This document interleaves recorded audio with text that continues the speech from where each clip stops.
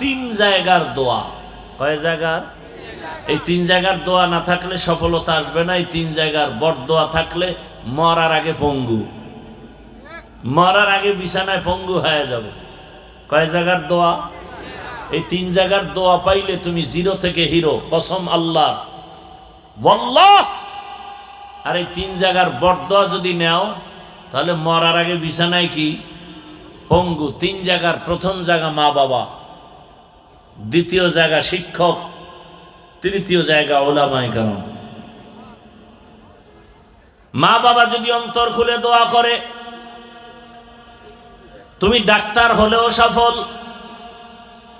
আর তোমার ব্যবহারে যদি মা বাবা কষ্ট পেয়ে নিঃশ্বাস ফেলে আর আহ শব্দ বলে, ধ্বংস শুরু। মা বাবা আমার জন্য দোয়া করেছেন, এই কারণে আমি চেয়ারে বসার সম্মান পেয়েছি। কিন্তু আমাকে বয়ান আমার মা বাবাই শিখান নাই। আমার শিক্ষক আমাকে ধরে ধরে বয়ান শিক্ষা দিয়েছেন। অতএব আমার শিক্ষকের অবদান অনস্বীকার্য। আমার শিক্ষকের অন্তরে কষ্ট দিলে তোমার কপাল পুড়ে যাবে। বহু রাস্তায় মাঝে মাঝে দেখি ল্যাংটা যুবক পাগল হয়ে ঘুরে, আবার ইংলিশেও কথা বলে। বিষয়টা কি ভেবে চিনতে দেখলাম, বেয়াদবি করার কারণে ভালো ছাত্রটাও রাস্তার পাগল হয়ে গেছে। পাগল হইতে কি একটা তার ঢিল হয়ে গেলেই তো তুমি পাগল, সব শেষ। আল্লাহ হেদায়েত দান করুন। শিক্ষকের দোয়া নাও, ওলামায়ে কেরামের দোয়া নাও। বর্তমান সমাজে দেশে যত উল্টা পাল্টা, একমাত্র কারণ ওলামায়ে কেরামের সাথে বেয়াদবি করার ফলাফল। আপনারাও চুপচাপ থাকেন, মনে মনে খুশি। আলেম বেইজ্জতি হয়, কেউ উল্টা পাল্টা বলে, আপনারা যদি ধরে ফেলতেন, এই মাস্তান, আমি আলেম থেকে আল্লাহকে চিনছি, কালেমা শিখছি, আমার আলেম জীবনের মূল, ইসলাম আমার মূল। বেয়াদবি করলি কেন?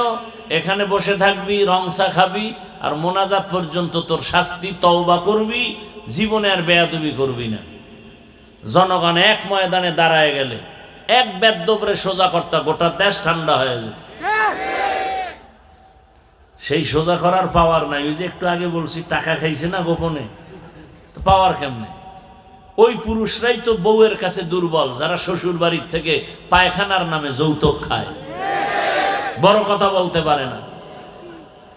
আল্লাহ হেদায়েত দান করেন। এরে আমার যুবক, আল্লাহর ভয় তাকওয়া অন্তরে জমা করো।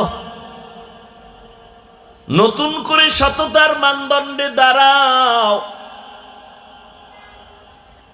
ওসিডিসি হও, তোমার জীবনটা ধন্য হবে। তোমার মতো জেনারেল লাইনের যুবক স্কুল কলেজে পড়ে চাকরি করে, নামাজি দাড়িওয়ালা আসেনি। তোমার কপালে মনে হয় তিন জায়গার কোনো জায়গার থেকে বরদোয়া লাগছে, না হয় তুমি নামাজ পড়তে পারো না কেন? তোমার মতো যুবক রাস্তায় গাড়ি চালায়, নামাজ পড়ে, বলো তুমি পারো না কেন রে বাবা? ও আমার কলিজার যুবক, তোমার মতো যুবক র্যাব, আর্মি, পুলিশ, বিডিআর এর চাকরি করে, নামাজি, বলো তুমি পারো না কেন? তোমার মতো যুবক রাস্তায় গাড়ি চালায়, কৃষি কাজ করে, নদীতে মাছ ধরে, নামাজ পড়ে, ঢাকা কলেজে যাও, ছেলেটা ক্লাস করে, মাথায় পাগড়ি, বড় দাড়ি, বড় জামা, ঢাকা কলেজে পড়ে, তুমি পারো না কেন?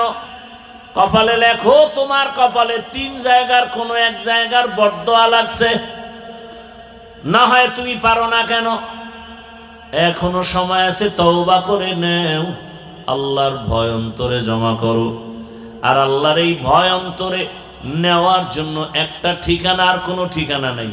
ক্বালান নবিয়্যু সাল্লাল্লাহু আলাইহি ওয়া আলিহি ওয়াসাল্লাম, লিকুল্লি শাইইন মা'দিনুন, মা'দিনুত তাকওয়া কুলুবুল আরিফিন। ভালো জিনিস রাখার গোডাউন আছে, তাকওয়ার গোডাউন হলো একমাত্র আল্লাহর প্রিয় বান্দাদের কলব। তাদের সাথে সম্পর্ক লাগাও, তাদের বন্ধু হও, এমন ভাবে তাদের রঙে রঙিন হয়ে যাও, এমন রং লাগাও যে আশরাফ আলী থানভী এবং আজিজুল হাসান রাহিমাহুমুল্লাহ একসাথে চলে, পেছন দিক দিয়ে তাকাইলে বোঝা যায় না কে আজিজুল হাসান কে আশরাফ আলী থানভী। লেবাস এক, চেহারাটাও কেমন যেন এক। এইভাবে মিলে যাও, আল্লাহ ওয়ালার সাথে মিলে যাও। কিয়ামতের ময়দানে যেন আল্লাহ ওয়ালা দেখলেই তোমাকে চিনতে পারে। মাওলানা হওয়া লাগবে তা বলছি না, মুফতি হওয়া লাগবে বলছি না। আলেমদের ভালোবাসায় তুমি রং লাগায় ফেলো। এখন আমার জানা মতে বহু আল্লাহর বান্দা আছে আওয়ামী লীগ করে, ঠান্ডা মাথায় ব্যবসা করে, কোনো পেরেশানি নাই। ব্যাপারটা কি? কয় মাদ্রাসায় টাকা দেয়, মসজিদে দান করে, আলেমরে ভালোবাসে, কারো উপরে জুলুম করে না, এ কারণে তার উপরে কোনো মুসিবত নাই, পেরেশানি নাই।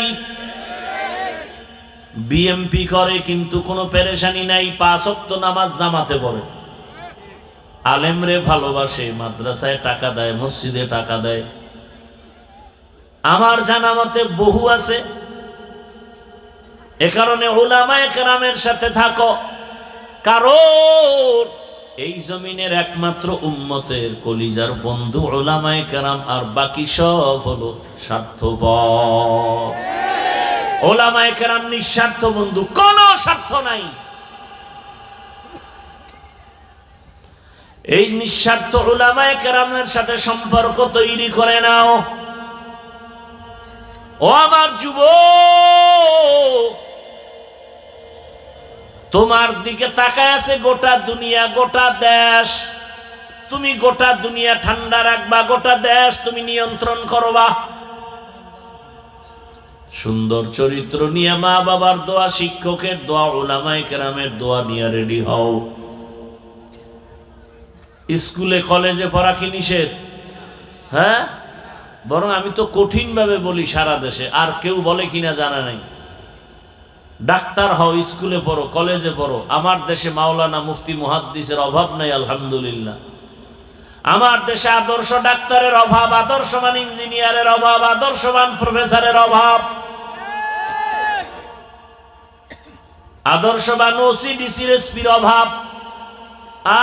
আজ আমার দেশের থানা জেলার ওসি ডিসি এসপি যদি আদর্শবান 5 ওয়াক্ত নামাজি হতো, হারাম না খাইতো, তাহলে কোরআনের বয়ান চলতো ঘরে ঘরে, এলাকায়। কোন সুদখোরের পেছনে অনুমতির জন্য দৌড়ানো লাগতো না।